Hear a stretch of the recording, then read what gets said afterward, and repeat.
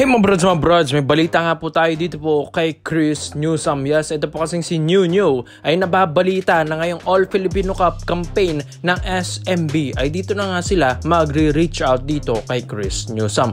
Alam din naman natin last year na binigyan ito ng maayos na kontrata ng Meralco Bolts kung saan binigyan ba naman ng 2 milyon kada buwan ito pong si Newsome sa kanyang birthday celebration mga kabrods. Pero syempre, hindi magpapahuli ang SMB. Bakit? Ngayong All Filipino Cup alam din naman natin na ang ganda nga ng run ng SMB ngayon ay nakukulangan pa nga sila. Alam naman natin na kakapanalo lang nila against Ginebra, pero syempre ang SMB gusto pa rin ng isang Chris Newsome. Muntik-muntikan na nga doon yung CJ Perez trade mga kabrods. Buti na lang gumagawa si Perez hanggang ngayon. Bumira ba naman ng 23 points. Kaya nga ito pong si Chris Newsome ngayon ang gusto nilang ipares dito kay CJ Perez. Pero syempre hindi naman nila bibitawan si Perez mga kabrods. Ang dami kasing mga stars din dito sa SMB na hindi na nila nagagamit. Katulad na lang nina Jericho Cruz, Wami Chongson, sina Chris Ross mga kabrods. So ang dami nga mga pwedeng superstars na point guard na pwede na lang i-trade dito at i-offer sa Meralco Bolts. Alam din naman natin na MVP group ito, hindi ito basta-basta papayag mga kabrods.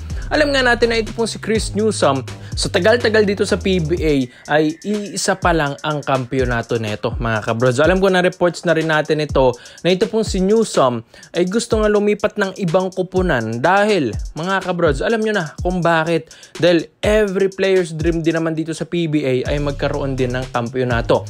Si Newsome, one of the biggest superstar na rin dito sa PBA, pero hindi mo alam na iisa lang pala ang kampyonato nito sa PBA. Bakit? Hirap na hirap kasi ba naman ang Meralco Bolts, kumbaga hindi ito yung priority ng MVP group na palakasin talaga, kung saan TNT Tropang Gigang pinakapanganay nila dito. Sumusunod lang ang Meralco, pati yung NLEX Road Warriors. Kaya ito pong Meralco Bolts, imbis na palakasin, ay itong si Chris Newsome na lang ang nagpapalakas sa lineup neto. Kaya ito pong si New mga kabrods ay napabago din talaga. Kaya ito pong si Newsome ay gusto rin na itong pumunta sa ibang kupunan, kumbaga ay yung matutulungan din siya mga kabrods, katulad na lang ng SMB.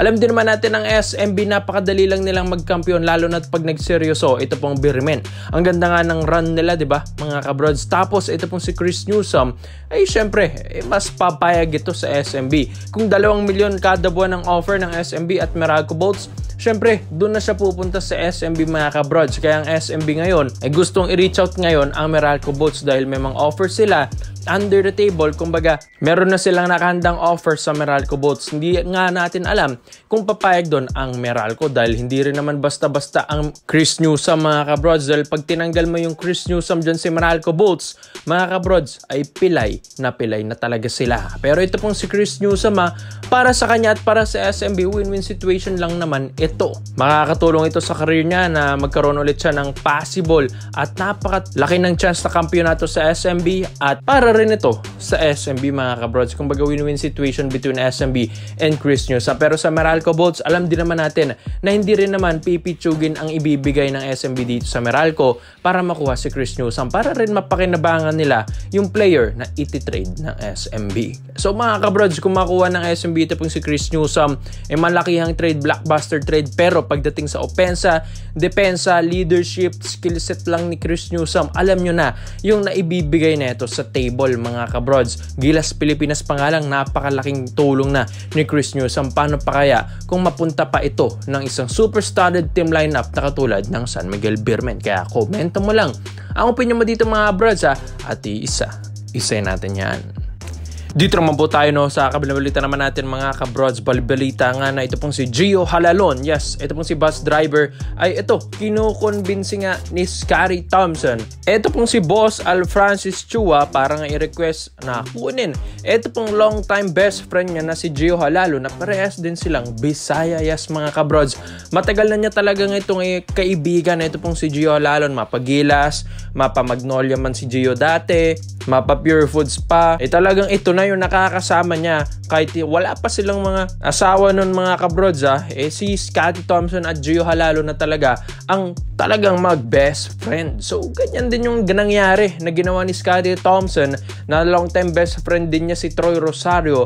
Kinonvince din niya ito pong si Boss Al Francis Chua. Kaya ngayon, na alam din naman natin na ito pong si Gio Halalon na nasa Northport Batangas. At ito, bali-balita na for sale nga ang Northport. Kung di man ako nagkakamali, nasa 300 to 400 million pesos. Ang asking price ng Northport Batangas na kung sino man ang kumuha niyan, ibibigay na nila. Dahil ito pong Northport mga kabrods, syempre yung mga ibang superstars nito ay aalis na, knowing na nalaman nilang for sale na palang kanilang kupunan, syempre aalis na sila dahil alam nila na wala nang vision nito na magkampiyon pa at manalo pa mga kabrods. At isa pa, nawawala na ng budget mga kabrods. Kaya ito, gusto rin ni Gio Halalo naman ay pumunta rin sa ibang kupunan na talagang may budget, seryoso sa liga, may potential na magkaroon ng kampyonato. Dapat nga nasa Magnolia sana ito, kaso syempre nagkaroon siya ng issue doon. Kaya ito, mga kabrods, pwede ito kung nagawa ni Scottie yan kay Troy Rosario, why not dito kay Gio Halalon? Alam din naman natin na sinasabi nila, ito nga pong si RJ Abarrientos, inconsistent na nga daw na rookie ito. Kaya kailangan din ng Ginebra ng mga ganitong point guard like Gio Halalon, kahit 5'9 o 5'10 lang yan mga kabrods. Pero kung gumawa yan, kala mo talaga parang malaking tao. Dahil kayang rebound, kayang umiscore, kayang umassist. Talagang one of the best point guard na makikita mo ito. And sabi nga nila, talagang mabilis. Ito pong si Gio Halalon, talagang hindi mo ito mapigilan din kung ito yung kumakaripas na ng takbo at ito yung magiging backcourt rotation mo dito sa triangle offense ni Coach Tim Cone. Talagang run and gun play. Ito pong si Gio Halalon. One of the fastest point guard nga ito dito sa PBA. Sabi nga nila, sumusunod dito sa bilis ni Jason Castro. Binansagan ba namang the next Castro ito dati sa NCAA nung naglalaro pa ito sa Arellano University. So kung ito yung makuha naman ng Ginebra, syempre ang dami rin itong magagawa mga brods. Parang si Scottie Thompson lang din yung skill set na ito, pero mas maliit nga lang na Scottie, pero mas hassle na Scottie Thompson nito. Ito pong si Gio Halalon mga brods, at mas mabilis na di hamak dahil syempre yan talagang advantage niya kahit man mas malalaki ang kalaban ni Gio Halalon, pero dinadaan niya sa bilis. Yan nga yung kung bakit nakatagal ito sa Magnolia mga kabrods. Kung di man ito nagkaka-issue dun, hindi naman din talaga tatanggalin nila yan dahil mapa-scoring, mapa-defense, mapa-offense mga kabrods, mapa-hustle, mapa-steals, talagang all around ng laruan nito po ni Gio Halalon.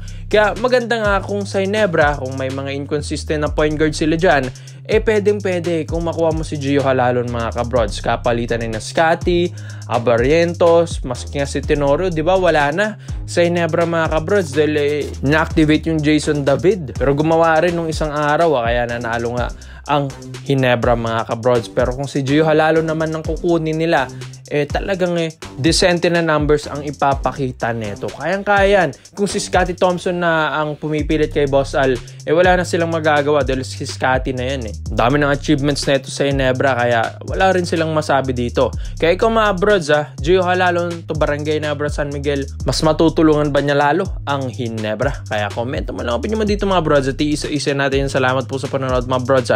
This is Phil Basketball. Yun lang. I'm out.